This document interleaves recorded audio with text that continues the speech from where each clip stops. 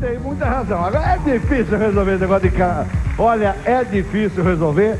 O São Paulo podia procurar exemplos em outras cidades que já resolveram esse problema de caminhões. Tem bastante cidade do Brasil que já resolveu, mas continua essa briga, parece que tem gente que gosta disso. Tragédia em Jaboatão dos Guararapes, na região metropolitana do Recife. Menino de 10 anos morreu eletrocutado na cerca de uma casa abandonada. Roda. O acidente foi no loteamento Recreio, próximo ao conjunto residencial Marcos Freire, onde o garoto morava com a família há uma semana. Andrew Rafael Ribeiro da Silva, de 10 anos, brincava com os primos quando desapareceu. O menino não escutava nem falava. Ele foi encontrado morto horas depois, próximo a esta cerca elétrica improvisada. Ninguém percebeu nada. Na hora que ela foi buscar, foi que vieram dar conta, né? E saiu tudo procurando. Aí foi quando minha irmã achou ele, atrás de lado de uma casa assim, agarrado no arame farpado. Segundo a família da vítima, a casa onde aconteceu o acidente está abandonada. Esta mulher, que é parente de Andrew, contou que alguns moradores da área costumam fazer este tipo de ligação elétrica para se proteger de assaltos. Aqui é uma área muito perigosa. Aqui a gente facilitou, leva tudo da gente. Os pais de Andrew, ainda muito abalados, não quiseram dar entrevista.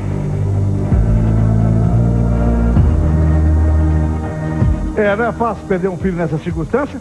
E tá virando moda esse negócio de colocar cerca elétrica em casa. Tá virando moda no Brasil inteiro, em colégios, em indústrias, estão colocando cerca. Quando o Estado não dá segurança, o povo se vira como pode. Coloca a cerca elétrica e acontece, lamentavelmente, essas tragédias. Eu queria dizer que a partir de amanhã nosso programa vai ser bem mais polêmico. Pode aguardar porque vem aí a Ana Paula Padrão. Boa noite, Brasil. Boa noite, Brasil! Todo o povo tá ligado em você. É a grande audiência da TV. Ninguém sabe o que vai acontecer. Tenha fé no olho, coragem e saúde, e dá muita alegria pra você. Tenha fé no olho, coragem e saúde, ele é o justiceiro da TV.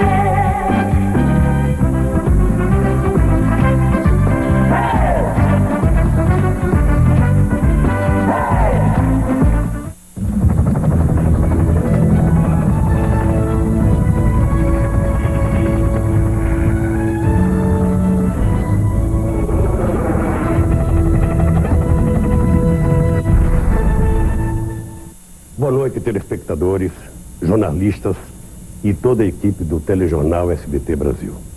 Em primeiro lugar, quero parabenizar o SBT por essa iniciativa de fortalecer o jornalismo em sua programação. Eu penso que a sociedade brasileira está evoluindo a cada dia e o jornalismo tem papel fundamental nesse processo de amadurecimento. Tenho certeza de que a Ana Paula Padrão, com a competência e a seriedade que tem, vai conduzir um jornal que ajuda a sociedade brasileira a debater seus problemas e buscar soluções para a melhoria das condições de vida do povo brasileiro. Por isso, meus parabéns, Ana Paula Padrão, meus parabéns, Silvio Santos, e boa sorte a todos vocês e ao povo brasileiro. Assista agora a estreia do SBT Brasil, com Ana Paula Padrão. Atenção, emissoras do SBT, para o top de 5 segundos.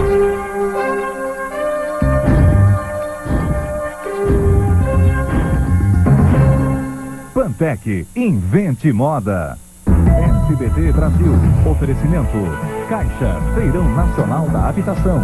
Realize seu sonho.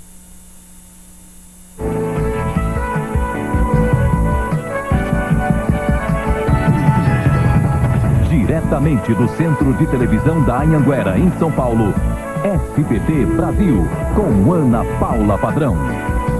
Muito boa noite para você. A partir de hoje, de segunda a sábado, às 7h15, nós temos um compromisso com você.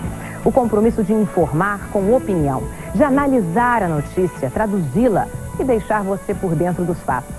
Nós todos do SBT estamos muito felizes e muito orgulhosos desse novo jornal. Contamos agora com você, com a sua parceria. Bem-vindo ao SBT Brasil. E você vai ver agora as notícias mais importantes desta segunda-feira, 15 de agosto. A oposição se reúne, afina o discurso e quer ver as contas da campanha do PT em 2002. E o presidente reúne o gabinete da crise para evitar que o salário mínimo suba demais. Os idosos saem da fila. Nos postos do INSS, quem tem mais de 65 anos vai ser atendido na frente. Em Gaza, revolta e lágrimas. Nas terras palestinas, colonos judeus querem ficar, mas soldados judeus exigem a desocupação. Festa para o dia em que Nossa Senhora sobe ao céu. Nas cidades em que ela é padroeira, feriado, procissões e homenagem. E em Paris, tem praia verde e amarela na beira do Sena. São os franceses, fãs do Brasil e da nossa batucada. O SBT Brasil volta em 30 segundos. Design perfeito.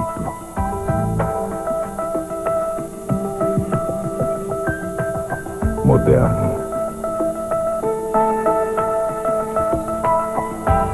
Inteligente.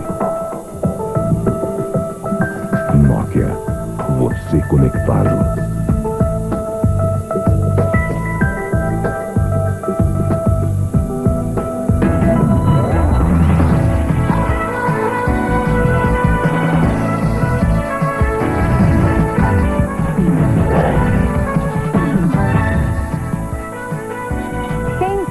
Esteve em lados opostos, agora fala em união. Os partidos de oposição ao governo querem traçar uma estratégia comum diante da crise. Eles falam em impeachment, mas por enquanto é só discurso. A oposição no Congresso nunca esteve tão próxima. Todos falam a mesma língua, apesar das diferenças no tom. 6 partidos se reuniram hoje para afinar os discursos. PSDB, PFL, PDT, PPS, PV e parte do PMDB. Um grupo grande, trabalhando com um objetivo único, qual seja o de passar a limpo as denúncias que estão em curso. Impeachment, ele exige que haja prova cabal e irrefutável, que haja maioria congressual e que haja chancela da sociedade. Não entendo que nós convivamos com isso. A palavra impeachment está em cada entrevista ou discurso da oposição. O presidente do PFL diz que é preciso aprofundar as investigações, mas usa um tom de ameaça. A lei não permite aos partidos políticos o ingresso de um pedido de impeachment, nem a organizações. O impeachment é um direito de cada cidadão brasileiro, nato ou naturalizado, que esteja em pleno uso e gozo dos seus direitos. O PSDB ainda mostra cautela. Nós preferimos continuar apurando e denunciando que o presidente Lula perdeu o controle do governo brasileiro. Sou contrário a muita discussão que está tendo nesse momento dessa questão de impeachment. Sou contrário, acho que não é hora de discutir isso. Você não começa pelo fim, né? Impeachment é a última coisa de um processo investigatório. O presidente da OAB se arrisca mais. Para haver um impeachment precisa existir 3 convergências, 3 viés. O delito, a vontade política e o clamor social. E há os que aproveitam politicamente a ocasião.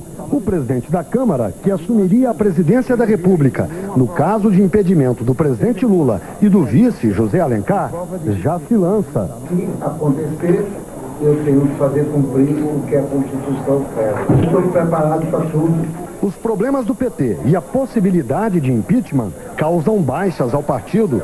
Hoje foi o presidente da CPI dos Correios que anunciou a saída dele. Não vou trabalhar no PT com quinta coluna, candidato, mas infelizmente não pelo PT, mas por outro partido. E agora vamos falar ao vivo com o repórter Guilherme Menezes, que está em Brasília acompanhando a reunião dos parlamentares de oposição. Então, Guilherme, boa noite. Uma decisão importante já foi tomada aí, não é? Boa noite, Ana Paula. Importante sim. Ainda nesta semana, a oposição vai pedir à Justiça a reabertura das contas de campanha do presidente Lula. As contas foram aprovadas pelo Tribunal Superior Eleitoral, mas podem ser reabertas por causa do depoimento do publicitário Duda Mendonça à CPI dos Correios na semana passada. Duda disse à comissão que prestou serviço sim ao PT em 2002, como é público, mas importante. parte do dinheiro que ele recebeu como pagamento pelos serviços que prestou teria sido depositada numa conta num paraíso fiscal fora do Brasil. Isso, todo mundo sabe, é proibido por lei. O Palácio do Planalto reagiu dizendo, primeiro, que as contas são públicas, podem ser acessadas por qualquer um por meio da internet no site do TSE. E segundo, que a oposição estaria fazendo apenas marketing político. Uma última informação, Ana Paula. Amanhã, parlamentares do PT fazem uma reunião de emergência no Congresso para evitar que mais gente saia do partido. Ana Paula? Obrigada, Guilherme. E o senador Cristóvão Buarque não fez o discurso em que anunciaria sua desfiliação do PT. Ele decidiu tomar essa decisão final somente depois da reunião da bancada do PT, essa que o Guilherme se referiu agora, que acontece amanhã no fim da tarde. O dia do presidente Lula e outras notícias de Brasília a gente vê daqui a pouquinho, ainda nessa edição. E o governo já começou a se mexer para oferecer boas notícias à população. É a operação de contra-ataque à crise.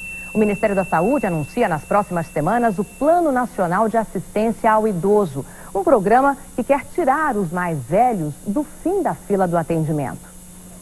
Na entrada do Hospital Geral de Bom Sucesso, no Rio, o aviso resume a crise da saúde pública. A busca por atendimento médico é uma peregrinação que começa cedo e nem sempre termina bem. Quem mais precisa de rapidez no atendimento enfrenta a mesma lentidão. Idoso não tem vez aqui não. O idoso aqui não tem vez não. A cena se repete em outras unidades da rede pública. Aos 80 anos, seu Valdir foi para a fila do posto de saúde às 5 horas da manhã. Sente dores na barriga. 4 horas depois, continuava em pé, no mesmo lugar. O sacrifício é para marcar uma consulta. A fila está muito grande, né? A população está envelhecendo e vai exigir cada vez mais acompanhamento médico. Não estamos preparados para isso. Hoje, 73% dos idosos só podem contar com o Sistema Único de Saúde. Estão indo para uma fila que não para de crescer. O Ministério da Saúde quer acabar com as filas, dando prioridade aos idosos no atendimento. O idoso já tem precedência, por exemplo, em fila de aeroporto, em transporte coletivo, no atendimento bancário. E, no entanto, na área da saúde, onde as pessoas da terceira idade, em geral, têm mais problema de saúde, buscam mais os serviços de saúde, não temos nenhum tipo de atenção, de carinho, de acolhimento especial. Com a criação do Plano Nacional de Atenção ao Idoso, o Ministério da Saúde espera melhorar a distribuição de remédios e o atendimento nos hospitais. Nos próximos dias, serão assinados convênios com estados, municípios e instituições. Vou ter que esperar, né, doutor? Uma operação da Polícia Federal em 4 estados desbaratou hoje uma quadrilha especializada no contrabando e na falsificação de agrotóxicos. 29 pessoas foram presas, entre elas empresários, funcionários públicos e 3 policiais civis. O grupo agia em Goiás, Paraná, Santa Catarina e no Rio Grande do Sul. A investigação começou há 6 meses, quando a Polícia Federal apreendeu cargas de agrotóxicos que eram transportadas na região sul. A análise das mercadorias mostrou resíduos de produtos químicos proibidos no país pelo alto grau de toxicidade. Na operação realizada hoje, os policiais encontraram laboratórios clandestinos onde a quadrilha falsificava inseticidas, que eram distribuídos em Goiás, Paraná, Santa Catarina e Rio Grande do Sul. Eles introduziam ilegalmente no país a matéria-prima, montavam laboratórios itinerantes, esses laboratórios migravam para várias regiões a fim de não despertar suspeitas das autoridades públicas, onde lá era produzidos agrotóxicos em larga escala e distribuído para os demais locais do Rio Grande do Sul e os outros estados. Os mandados de prisão foram executados desde o início do dia. Em Cruz Alta, a 340 quilômetros de Porto Alegre, esse empresário acusado de fazer parte do grupo foi detido em casa. Ele passou mal e teve que ser hospitalizado. A quadrilha comercializava por mês 5 toneladas de agrotóxicos e movimentava R$1,5 milhão. O contrabando vinha do Paraguai e do Uruguai. A operação ocorreu ao mesmo tempo em 19 municípios de 4 estados. Todos os detidos foram levados para a delegacia da Polícia Federal em Passo Fundo, a 280 quilômetros de Porto Alegre. O principal agrotóxico falsificado pela quadrilha é um inseticida muito usado na lavoura. O produto coloca em risco a saúde da população. E o ex-goleiro do Flamengo, Júlio César, será intimado a depor pela polícia do Rio de Janeiro. Atualmente na Inter de Milão, o jogador foi gravado conversando por telefone com o chefe do tráfico de drogas da favela da Rocinha. Na escuta telefônica feita com autorização da Justiça pela Polícia do Rio, o jogador Júlio César conversa com o chefe do tráfico de drogas da favela da Rocinha, Erismar Rodrigues Moreira, conhecido como Bem-TV. Um homem que se identifica como Marcelo faz a ligação para o traficante e depois passa o telefone para o jogador. Peraí, tu vai desviar? Ele não vai falar o nome, mas tu vai desviar um parceiro nosso aqui, tá aqui do meu lado, vai falar contigo. Valeu, Bill? Valeu. Qual é, Bente? Não. Qual é, doido? Reconheceu a voz, não? Não. Até melhor não. Depois o Marcelo me fala, pô, pessoalmente. Só porque abandonei teu time, pô, Flamengo, pô? Eu peguei não, velho. Qual é, Bente? Mas não começa com J, segundo com C. O chefe da Polícia Civil do Rio, delegado Álvaro Lins, pediu a intimação de Júlio César. O jogador vai prestar depoimento na condição de testemunha, mas vai ter que dar explicações sobre as conversas que teve por telefone com o traficante Bem-TV. Embora não haja um crime em ser amigo de um traficante, é uma conduta moralmente reprovável, uma conduta que não é adequada a uma pessoa que é vista pelos jovens e pelos adolescentes como um ídolo. A produção do SBT Brasil tentou entrar em contato com o jogador Júlio César durante todo o dia, mas não conseguiu um retorno. O goleiro está na Croácia com a seleção brasileira. E o Atlético Mineiro afastou hoje 9 jogadores do time depois de uma derrota, que valeu a lanterna do Campeonato Brasileiro e uma sessão de pancadaria. A confusão começou ontem à noite no Rio de Janeiro. O Atlético perdia para o Vasco quando um torcedor invadiu o campo para agredir os jogadores, que reagiram. A briga continuou na chegada a Belo Horizonte. Os torcedores partiram para cima dos jogadores e tiveram de ser contidos pelo segurança do clube. Hoje é feriado em diversas cidades do país. 15 de agosto, para os católicos, é o dia de comemorar a subida de Nossa Senhora ao céu. Chamada de Assunção de Maria, a data é celebrada desde o século V. Nas cidades que têm Nossa Senhora como padroeira, o dia foi de festa. Todo ano, seu Enésio cumpre a promessa de acordar a cidade para os festejos. A devoção quem faz é a nossa fé. Na cidade histórica de Cachoeira, no Recôncavo Baiano, a devoção a Nossa Senhora da Glória é antiga. Nossa Senhora sempre foi objeto de devoção do homem negro, principalmente do africano. E Cachoeira era e continua sendo uma cidade majoritariamente negra. A fé na Mãe de Jesus também não mudou. Aqui em Cachoeira, a festa em homenagem a Nossa Senhora da Glória é organizada por um grupo religioso formado só por mulheres, todas com mais de 50 anos, descendentes de escravos. A Irmandade da Boa Morte. Ave Maria, Maria. Sabe que mãe é mãe, né? Mãe nunca fica espera os filhos dela. Netas de escravos, as irmãs cultuam santos e orixás. Essas irmãs são as santas, anjos negros que Deus colocou para servir de lição e de estandarte desse diálogo que deve reinar entre as religiões. E o dia foi de comemoração também em outras partes do país.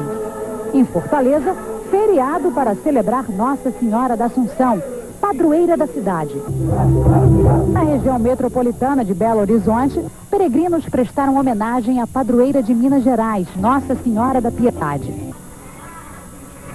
No Rio de Janeiro, a segunda-feira foi de festa no Outeiro da Glória. No final da tarde, uma procissão reuniu milhares de fiéis pelas ruas da Glória e do Cacete. Que sorte estrear no Dia da Santa. E você vai ver a seguir, o Banco do Brasil não acredita que vai receber de volta o dinheiro que emprestou ao PT. E veja também, o governo tem pressa. O presidente Lula reúne os ministros para definir a estratégia para o novo salário mínimo. E nunca é tarde para pedir perdão. 60 anos depois, o Japão pede desculpas aos países vizinhos pelas atrocidades cometidas durante a Segunda Guerra.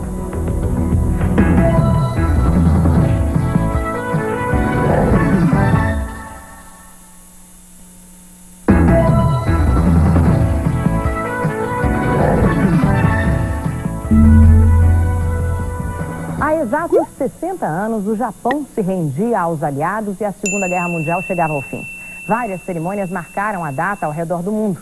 E nós vamos agora, ao vivo, a Londres, conversar com o nosso correspondente, Marcelo Torres. Boa noite, Marcelo. Qual foi o tom das comemorações aí em Londres? Boa noite, Ana Paula. O clima aqui foi positivo. A Grã-Bretanha fazia parte da coalizão que derrotou Alemanha, Japão e Itália na Segunda Guerra. Por isso, os sobreviventes são aqui homenageados, eles são tratados como heróis. Já no Japão, o clima foi bem mais sóbrio. Foi um dia de pedir perdão. 15 de agosto de 1945, dias depois do bombardeio atômico a Hiroshima e Nagasaki, o Japão se rendeu. Chegava ao fim uma guerra de 6 anos, em que o país invadiu várias nações vizinhas, como a China e a Coreia. Hoje, o primeiro-ministro Junichiro Koizumi pediu desculpas. Ele disse que o Japão aprendeu as lições da guerra, mas reconheceu que o país causou destruição e sofrimento a outros povos. A data da rendição foi lembrada em várias cerimônias ao redor do mundo. Na Austrália, ironicamente, foi a Força Aérea que lembrou que a primeira derrota terrestre do Japão aconteceu no país. Ana, aqui em Londres, a cerimônia foi no Museu Imperial da Guerra. A realeza britânica homenageou os veteranos. A Rainha Elizabeth II mandou como representante o marido dela, o Duque de Edimburgo. Eu conversei, Ana, com um veterano de guerra de 85 anos. Aos 21 anos, ele ficou cego e perdeu as 2 mãos. Ele estava hoje muito emocionado e eu perguntei para ele que mensagem ele queria deixar para as novas gerações sobre o período de guerra e sofrimento que ele passou. E sabe qual foi a mensagem que ele disse, Ana? Qual, Marcelo? Ele disse para manter a mente ocupada. Ana Paula. Para bom entendedor, meia palavra basta, né, Marcelo? Obrigada, hein? O novo salário mínimo foi o principal assunto da reunião de hoje entre o presidente e o chamado gabinete da crise, os ministros mais próximos a Lula. A votação do mínimo na Câmara dos Deputados vai ser uma prova de fogo para o governo. Lula entregou a missão ao coordenador político do governo, Jacques Wagner, reorganizar o apoio no Congresso para não deixar que o novo valor, R$ 384, seja aprovado. Disposto a reagir à crise, o presidente começou muito cedo a sua agenda de trabalho. Na pauta, a discussão com ministros do momento político e da necessidade do presidente fazer um novo pronunciamento à nação. Por enquanto, Lula foi aconselhado a adiar a ideia e esperar o aprofundamento das investigações das CPIs e da Polícia Federal. Mas o assunto teve prioridade na reunião de hoje, onde os ministros também discutiram formas de reverter a última derrota do governo no Congresso, quando o Senado elevou para R$ 384 o valor do salário mínimo. O governo vai tentar reorganizar a base de apoio para derrubar a emenda. O governo tem 2 problemas pela frente. Primeiro, se perder na votação do salário mínimo, os gastos públicos vão aumentar em 16 bilhões de reais e o presidente Lula terá que vetar a medida. Agora, se não houver quórum para a votação, a medida provisória perde a validade na sexta-feira e o salário mínimo volta a ser de R$ 260, valor que tinha até o dia 1º de maio. Olha, eu queria primeiro dar uma tranquilidade a todos os aposentados, pensionistas que dependem da Previdência. Seguramente, independente da votação na Câmara ou se ela vier a caducar, é claro que o governo não vai fazer nenhuma redução, vai manter aquilo que já está encaixado pela economia brasileira, pela Previdência Social e, portanto, a manutenção dos R$ 300. E a CPI dos Correios está trabalhando para apressar o processo de perda de mandato dos parlamentares acusados de corrupção.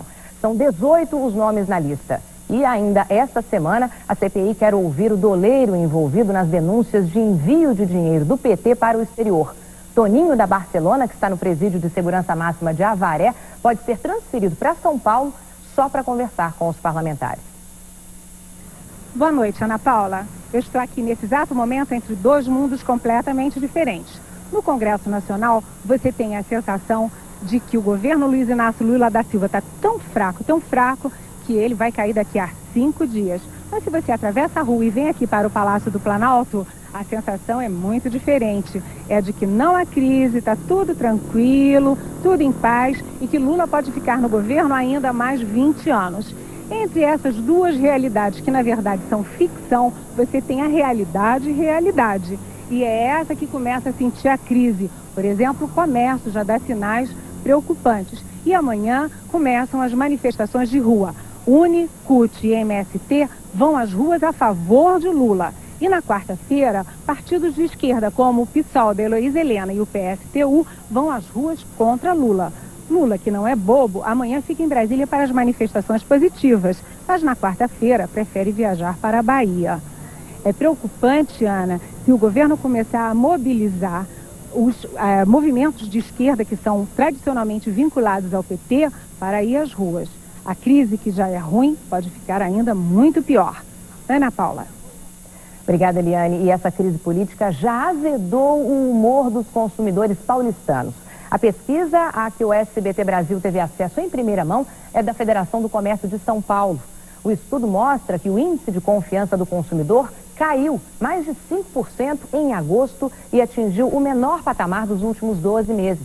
Para a FEComércio, o resultado mostra a apreensão dos paulistanos com o agravamento do cenário político. Essa pesquisa foi feita antes dos depoimentos do publicitário Duda Mendonça e do ex-deputado Valdemar Costa Neto. E o Banco do Brasil vai aumentar as reservas financeiras para compensar eventuais perdas em empréstimos com o Partido dos Trabalhadores.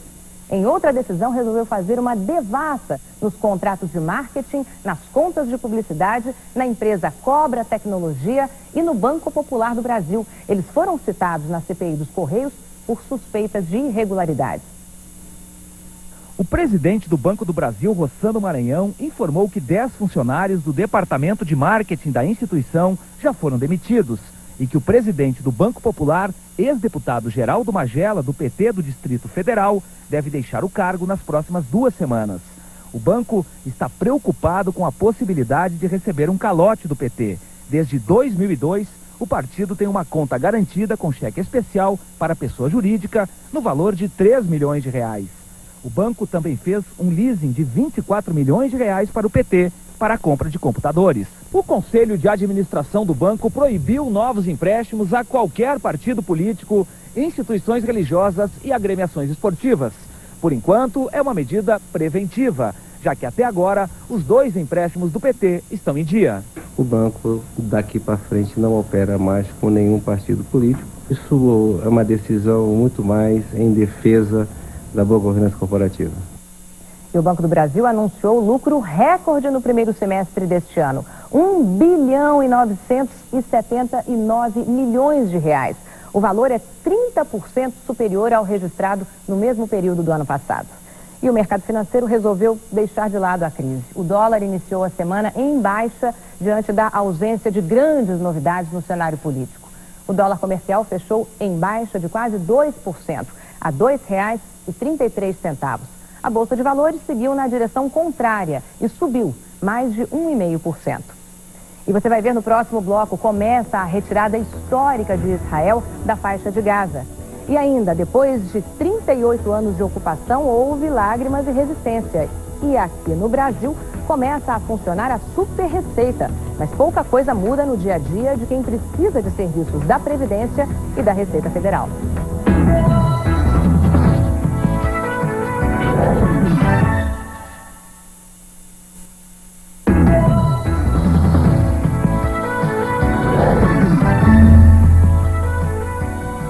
Quem está esperando aquele dinheirinho extra, atenção, já estão nos bancos as restituições do terceiro lote do imposto de renda deste ano.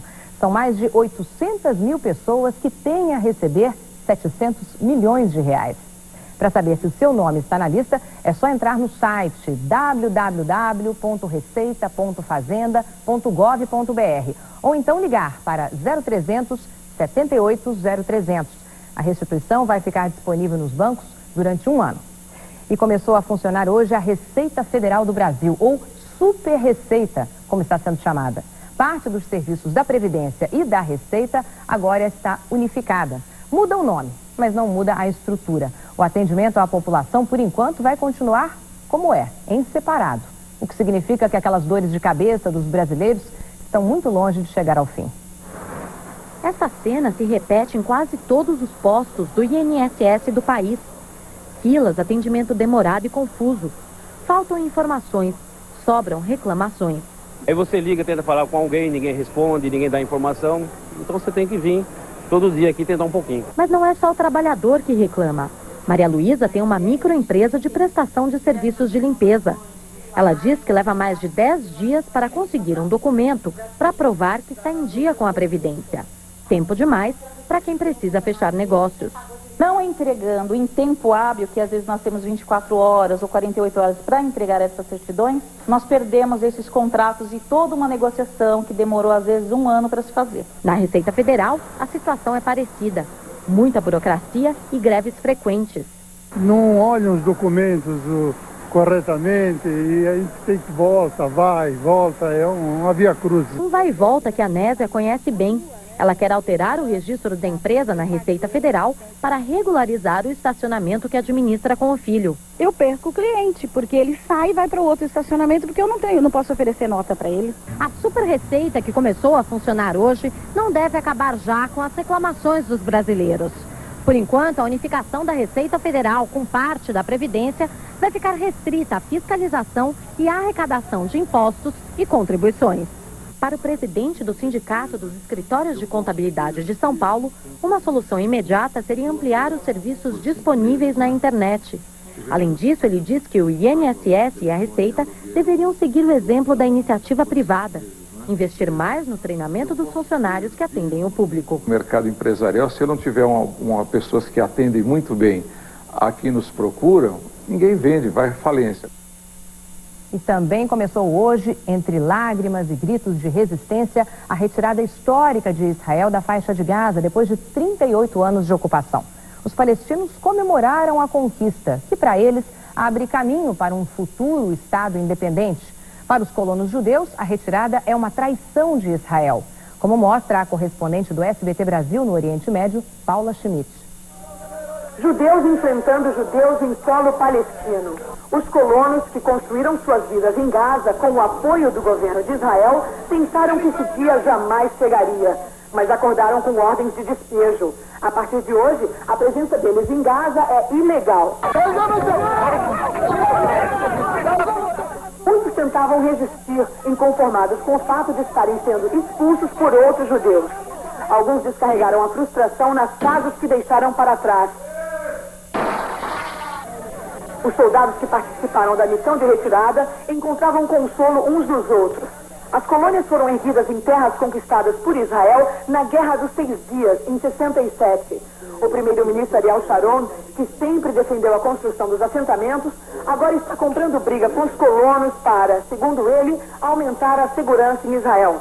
No pronunciamento à nação, Sharon disse que a saída de Gaza é necessária, apesar da tristeza que pode ter causado. Na cidade de Gaza, o grupo extremista Hamas saiu às ruas cantando vitória e disse que foi o sangue dos mártires palestinos que levou à retirada. Durante as próximas 3 semanas, cerca de 1.500 famílias judias serão retiradas de 21 assentamentos em Gaza e outras 200 famílias serão retiradas da Cisjordânia. A retirada está longe de dar início ao processo de paz. Mesmo em Gaza, a situação não vai ser de independência, já que Israel continuará controlando o espaço aéreo e as fronteiras. Com tanta desconfiança mútua, palestinos deste campo de refugiados aqui no Líbano prometem voltar à terra natal. E eles avisam, vão voltar devidamente armados. Para outros, um momento de comemoração. Esses refugiados aqui no Líbano acreditam que a retirada pode ser o começo da libertação da Palestina. A partir de quarta-feira, os colonos que não tiverem saído por bem, sairão por mal. O Exército vai entrar nos assentamentos para garantir a retirada. E sobre isso nós vamos conversar agora com o repórter especial do jornal Folha de São Paulo e comentarista de internacional aqui do SBT Brasil, Sérgio Dávila. Boa noite, Sérgio, bem-vindo. Boa noite, Ana, obrigado. Então, é um caminho sem volta mesmo, como disse Ariel Sharon? É um caminho sem volta se ambas as partes fizerem o combinado, ou seja, os colonos judeus saírem sem destruírem as casas e sem resistir, e os palestinos não provocarem. Bom, mas é uma jogada arriscada do Premier, né? É arriscado. Se der certo, ele entra para a história e apaga o passado sangrento dele. Para garantir isso, ele disse que vai conduzir com mão de ferro, a famosa mão de ferro dele. E disse também que está dormindo com um revólver debaixo do travesseiro. Não custa nada, né?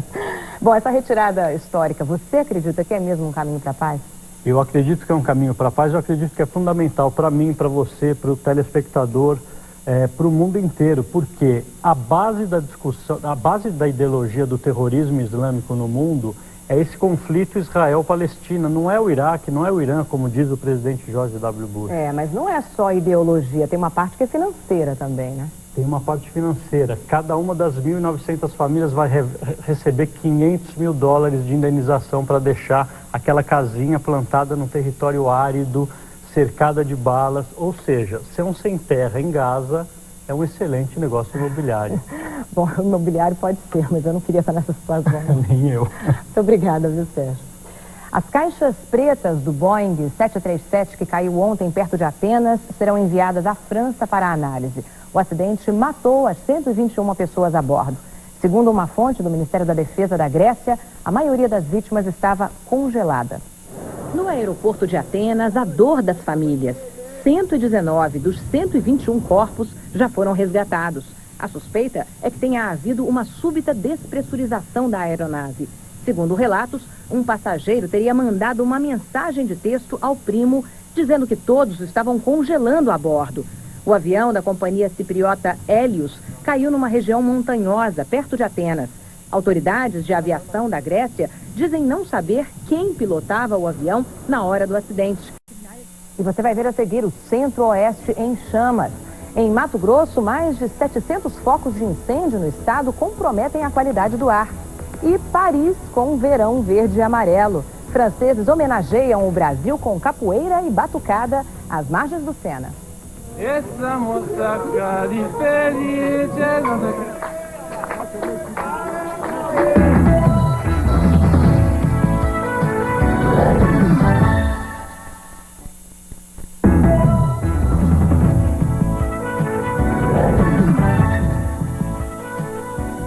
O Ministério da Saúde abriu 1.360 vagas temporárias em hospitais do Rio de Janeiro. O contrato de trabalho é por 1 ano, podendo ser prorrogado por mais 12 meses. Os salários são de pouco mais de R$ 1.350 para as vagas de nível superior e de pouco mais de R$ 1.150 para as de nível médio. Para se cadastrar, entre no site www.cesp.unb.br. As inscrições vão até o dia 21 de agosto. O Centro-Oeste em chamas. Mais de 700 focos de queimada em Mato Grosso comprometem a qualidade do ar na região. Crianças e idosos fazem fila nos postos de saúde e as escolas de Cuiabá foram orientadas a mudar a rotina dos alunos. No Parque Estadual do Encontro das Águas, divisa entre Mato Grosso e Mato Grosso do Sul, o fogo se alastra desde sábado. A imagem de satélite dá a dimensão da área queimada, onde caberiam quase 30 mil campos de futebol. Os computadores do Instituto Nacional de Pesquisas Espaciais, em Cuiabá, apontam que há 716 focos de incêndio em Mato Grosso. Os satélites de monitoramento registram que a maior parte dos focos está no extremo norte do estado, que faz parte da Amazônia, e no sul, na região do Pantanal mato-grossense. Mas os efeitos das queimadas são sentidos também nas cidades. Hoje de manhã, quase não se podia ver os prédios em Cuiabá. A Secretaria de Educação de Mato Grosso recomendou a suspensão das aulas de educação física.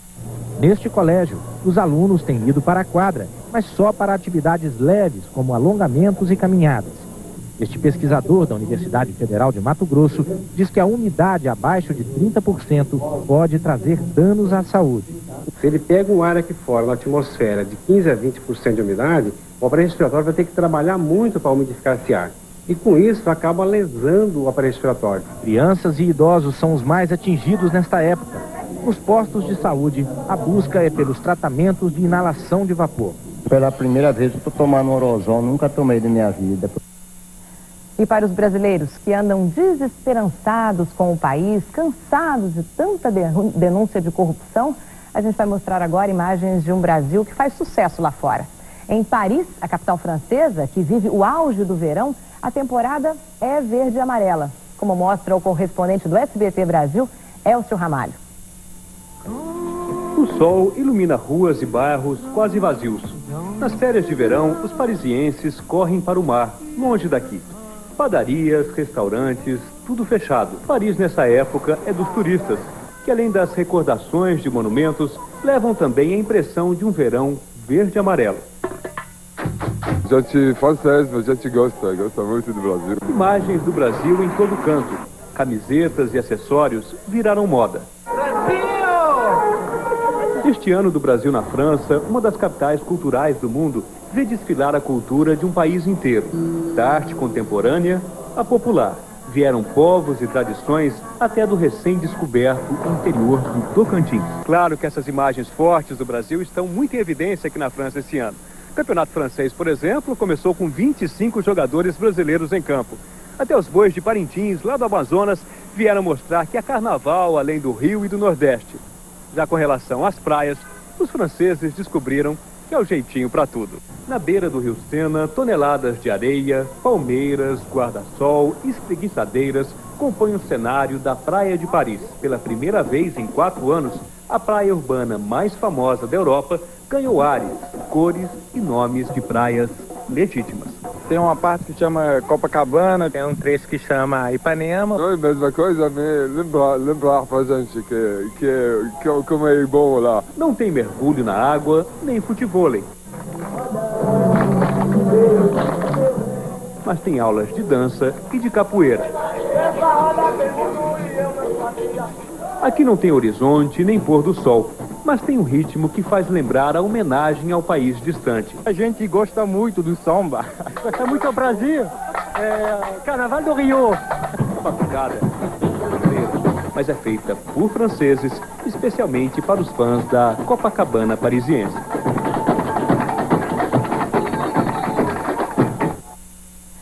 E o SBT Brasil fica por aqui. A gente espera que você tenha gostado do que viu e que esteja conosco novamente amanhã. Em nome de toda uma equipe que não aparece em frente às câmeras, mas que está ali na redação, trabalhando muito, mas com muito prazer para oferecer a você o melhor da notícia no Brasil e no mundo, eu quero dizer muito obrigada. E a gente volta amanhã às 7h15. Uma boa noite para você e até lá.